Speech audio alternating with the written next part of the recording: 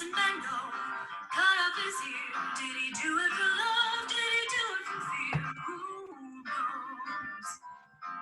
Van Gogh. Dear Romeo, drank from the vial. Did he do it for love or was he just being wild? Who knows? Van Gogh.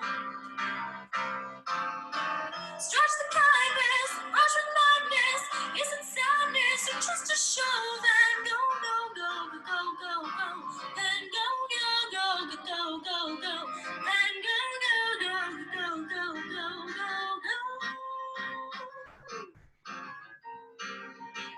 go. Ladies and gentlemen, welcome to the Dr. Joe Show. Nice. All right. That was really Happy good. Monday. You know, we need to get an applause soundtrack because we know that people are applauding when they hear this. We know It that, must be. but they just can't do it because they're watching. So it would be really wonderful. Whoever's watching, just put those little, clap signs in for us so we know. If a So- tree in the woods fell, would anyone hear it? So how's everyone doing? Great. Another week of Corona. What's going on? What's happening? Well, I know that.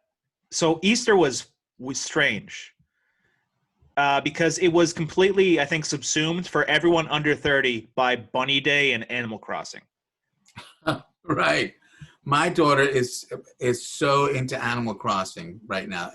They've all got their Switches and they're just totally playing the new version. I don't know if people know what it is. Do you want to tell people what it is? It's similar. It's like a game like The Sims, where it's like a kind of a relaxing game where you're just a little man and you have a house. You go collect resources. You have these cute little animal neighbors, and you just slowly build your community. You fish. You catch bugs. You just kind of vibe, man. Just kind of. That's what it is. There's no violence. Nobody's hurting anybody. I think the most difficulty that she had was being able to use a ladder, and build a ladder to get to another level. And the fishing's stressful. And then fishing can be a little stressful, but it's so much fun when they catch it. And then there's a little struggle, but then they get it. So, and then yeah. my other kids are also doing Minecraft. Yep. Always good. Always good. Building all sorts of remarkable things. It's amazing how much time they're spending on it. A lot of time. I have read several books, which I've enjoyed, and I would love to put together like a virtual book club. Wouldn't that be fun? We all pick a book and then we get together and chat about it online.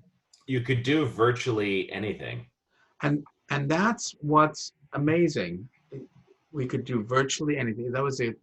I am so glad that he is punning. It's great, finally. It took a while for you to rub off on it. Thank you. Some punning stunts. Thank you. The Pun Also Rises. That's a book, actually. So I just want to tell you what I did this weekend. We had a Zoom reunion with people Zooming in from everywhere from Hawaii, California, the Carolinas, Virginia, California. Did I say California already? Yeah. And New Zealand. Did they tape and it? Texas. Did they tape it?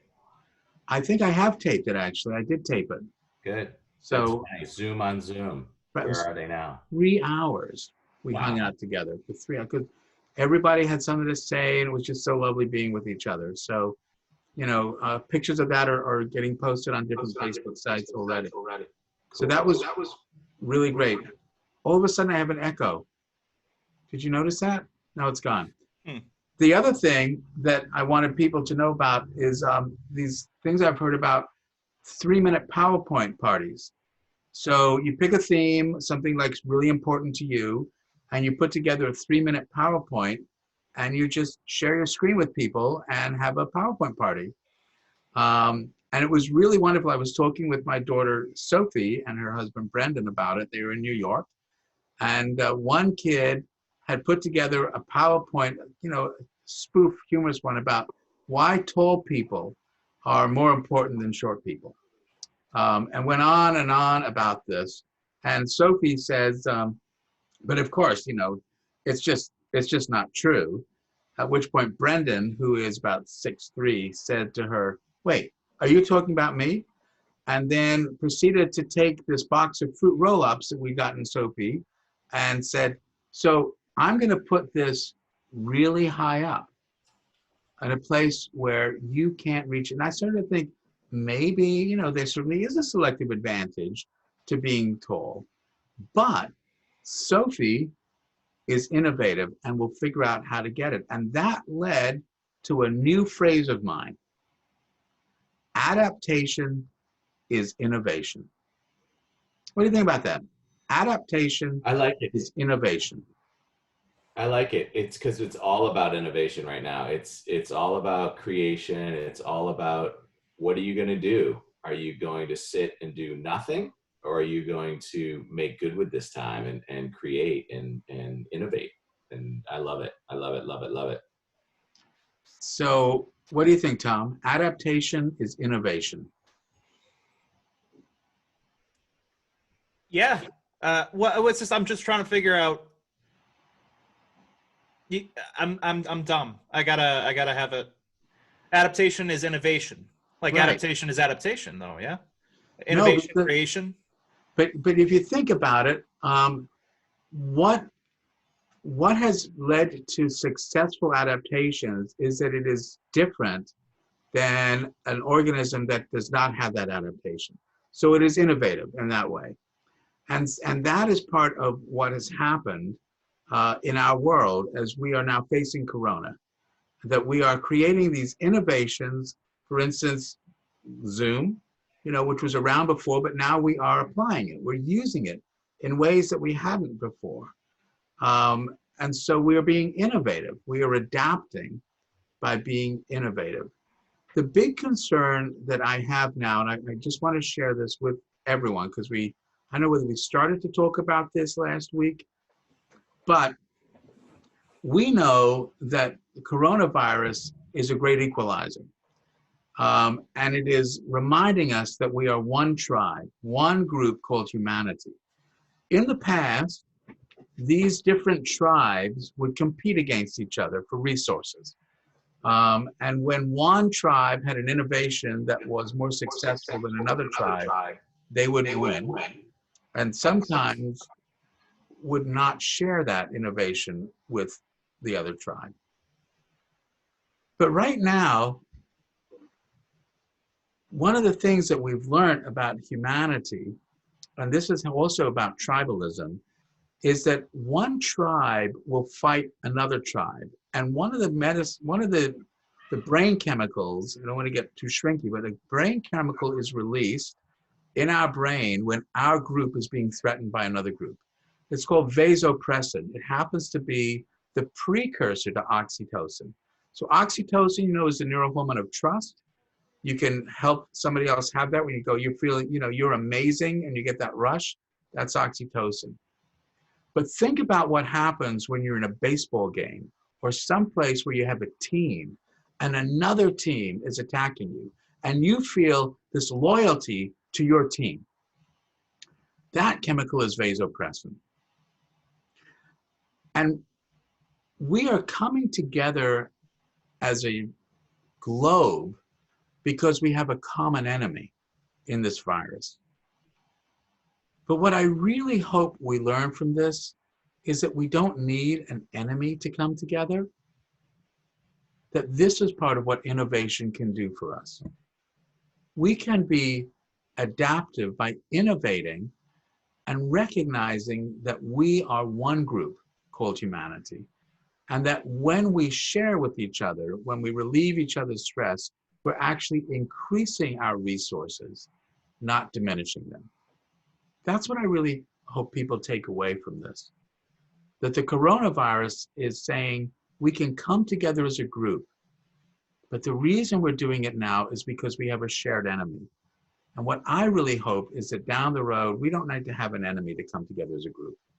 We just come together as a group because it's better for us. What do you guys think? I think it's objectively true. I think it has to be effectively true. Like, there's got to be a point of saturation where enough people believe that it becomes just law, you know? That's right. Because And right now there are tribes, Oh, there are absolutely. borders. Yes, and there have been as long as we've been around, and we've divided and divided and divided and forgotten that if we're doing it, everyone's doing it. Well, if we're doing it and everyone's doing it, that means we have more in common than separates us, and that's what the I am is about. The I am is saying, you know, we're all doing the best we can, but if we don't like it, we can change it. Small changes can have big effects. You control no one, you influence everyone. And that's what I'm hoping the I am can do, is it influences all of us to remember that it's actually going to be better for us when we can put aside these differences. You know, it really is. So we're gonna talk to some creators this week, some innovators this week. We are. I think tomorrow night we're talking with two young guitar players who have learned that they can continue teaching guitar using Zoom and online. And that's going to be really fun. I think we're doing that, I think, a little later because one of them actually has lessons until like 8:30. Yep. Right, so we may be on a little bit later, but we'll be doing that.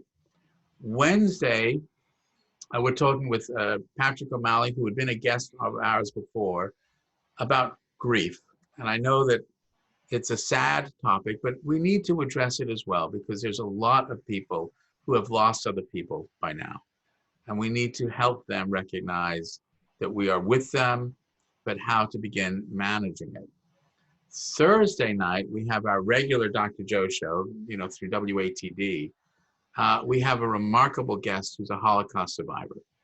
And I wanted her to come on, Hetty, because I think that she has some wisdom to share with us. You know, this is a different kind of Holocaust. And again, it's not a Nazi and a group of people turning against another group of people. It's all of us working together to thwart off this virus. And we'll be talking about, you know, I'll be bringing in the vasopressin tribal thing as well with that. But she has some remarkable wisdom to share. And I'm so honored that she's willing to take the time to come and share that with us. It's going to be pretty amazing. And then Friday, Tom, we're working on a guest for Friday. Yeah, I think I got a buddy, Kian Magana, who's in LA right now during the lockdown, and I think he'd have a lot of insight into the long-term effects of just the lockdown on everyone's mindsets. Yeah, that'd be awesome. And then the following week, we're starting to have guests lined up. We're going to have Cheryl Buchanan back, if all goes well, from In Their Shoes to talk a little bit about what's happening with substance abuse folks and how they're managing. And we're going to have Landis Michener, who works with veterans through the VA, to talk a little bit about how veterans are managing and how we can help them, and maybe be able to talk about this debacle of deaths that has happened, you know, in our community among veterans. And then I don't know whether we've got a guest lined up for Thursday. Larry Bladner, right? Oh, that's right. Of course. That's right. Right. See Thursday? Yeah. Next Mac Thursday. Daddy is going to be coming on, which is going to be great. No surprise blindsiders though, right? No, not this week. And so what I'd like to do, folks, is Monday we'll just chat with each other like this. And then depending on what happens, you know, a week from Friday, maybe just wrap up with the I am approach and how we apply the I am to the guests that we've had. And if people are starting to think more about the creative things that they can do to help us all get through this, because it's going to last a little bit longer than people thought. We are flattening the curve, which is good, but flattening the curve isn't getting rid of the virus. It's just slowing things down so that our health system doesn't get overwhelmed and more people then. And we still need to find out whether there is a risk of reinfection, yeah? We have to find that out, and, you know, if all goes well, you know, within the next year or so, we'll have a vaccination, and we'll go from there. So Adaptation is innovation. Anybody listening, tell us what your adaptation is, what you are inventing, and how you are managing through these crazy days of Corona, because we're in it together. So let's do it. Create, All right. create. All right, so we'll see you tomorrow night talking guitars. Yeah. Guitars tomorrow. Bring your axe. Did you see Tom's hairdo? Be fun.